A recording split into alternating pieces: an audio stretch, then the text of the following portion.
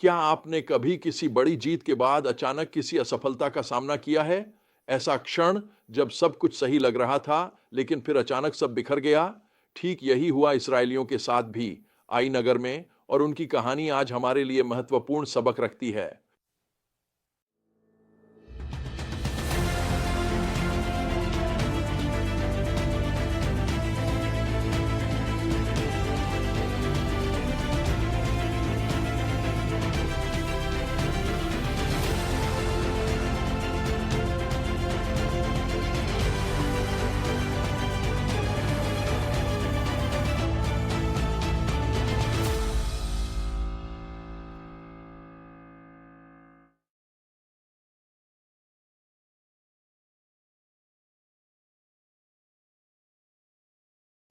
हमारी मुख्य सच्चाई व्यवस्था विवरण अध्याय 30 आयत 19 से 20 में पाई जाती है। आज मैं आकाश और पृथ्वी को तुम्हारे विरुद्ध साक्षी के रूप में बुलाता हूं कि मैंने तुम्हारे जीवन और मृत्यु के आगे आशीष और शाप रखे हैं। अब जीवन को चुनो ताकि तुम और तुम्हारी संतान जीवित रहे और तुम यहोवा अपने परमेश्वर से प्रेम कर सको। उसकी वाणी सुनो और उससे दृढ़ता से जुड़े रहो, क्योंकि यहोवा ही तुम्हारा जीवन है। यरीहो में अपनी चमत्कारी जीत के तुरंत बाद इजरायली आई में एक आसान विजय की उम्मीद कर रहे थे, लेकिन कुछ बहुत गलत हो गया। यहोशू अध्याय 7 आयत 4 और 5 हमें बताती है कि लगभग 3,000 लोग गए, लेकिन आई के लोगों ने उन्हें हरा दिया और उनमें से लगभग 36 को मार डाला।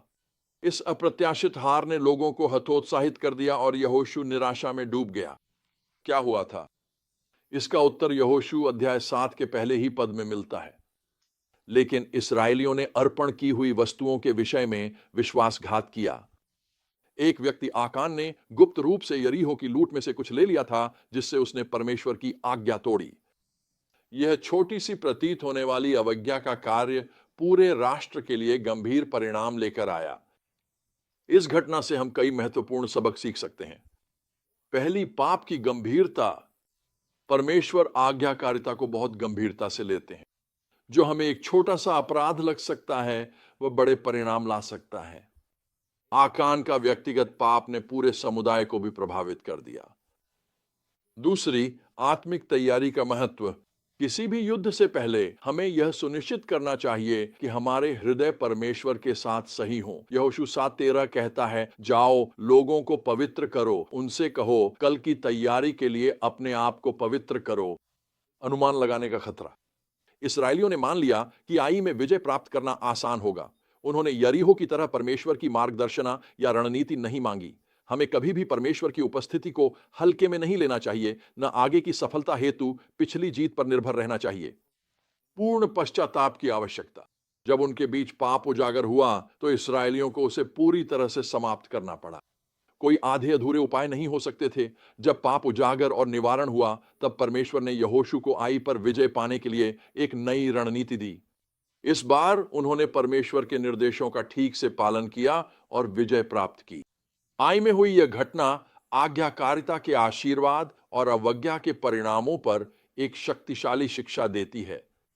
यह विषय व्यवस्था विवरण की विभिन्न शिक्षाओं में गूंजता है। व्यवस्था विवरण 11:26-28 में मूसा लोगों से कहते हैं, देखो, मैं आज तुम्हारे सामने आशीर्वाद और श्राप रख रहा हूं।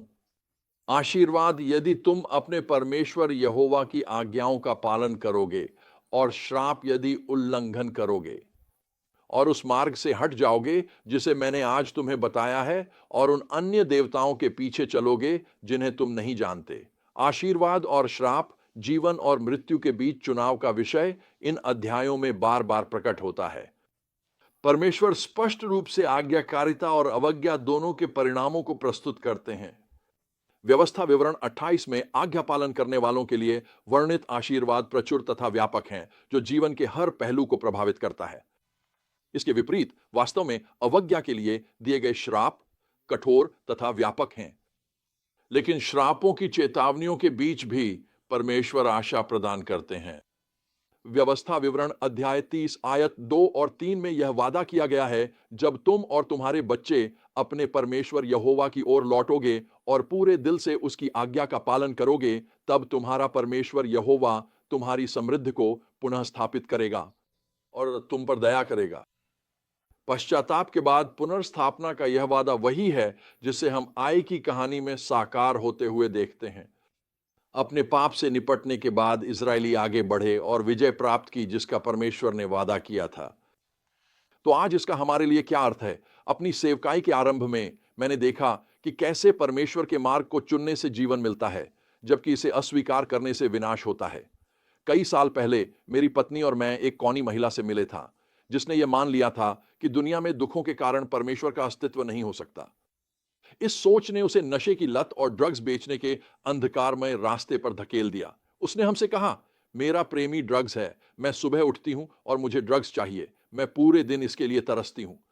मैं रात को सोने जाती हूं, मुझे ड्रग्स की जरूरत होती है। मैंने अपना आत्मा अंधकार को बेच दिया है और मैं फंस गई हूं। 30 साल की जेल की सजा का सामना कर रही कौनी पूरी तरह निराश लग रही थी। लेकिन जब हमने उससे परमेश्वर के प्रेम को साझा किया और समझाया कि उसके पास एक विकल्प है, या तो इस झूठ पर विश्वास करना या परमेश्वर के सत्य को अपनाना, तो कुछ बदल गया। उस रात कौनी ने यीशु मसीह पर विश्वास का निर्णय लिया। आश्चर्य की बात यह थी कि उसकी लत छूट गई। वह पूरी तरह से मुक्त हो गई। न्यायाधीश भी उसके जीवन में आए इस बदलाव से प्रभावित होकर उससे सभी आरोप हटा दिए। उस दिन से लेकर अपनी मृत्यु तक कौनी ने स्वतंत्रता में जीवन व्यतीत किया। अंधकार से स्वतंत्रता, झूठ से स्वतंत्रता, ड्रग्स से स्वतंत्रता। उसकी कहानी व्यवस्था विवरण 30:19-20 के सत्य को प्रभावशाली रूप से दर्शाती है। उसने जीवन को चुना और यह सब कुछ बदलने वाला निर्णय साबित हुआ। आज आप भी इसी चुनाव का सामना कर रहे हैं। क्या आप पश्चातापी इस्राएलियों और कौनी की तरह अपने जीवन को परमेश्वर के मार्गों के अनुरूप ढालने का निर्णय लेंगे? क्या आप अपने जीवन में किसी भी आकांत से पूरी तरह निपटेंगे?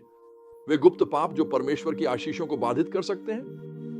याद रखें, आज्ञाकारिता हमेशा तुरंत समझ में नहीं आती, लेकिन यह हमेशा जीवन की ओर ले जाती है। इसलिए आज जीवन को चुनें।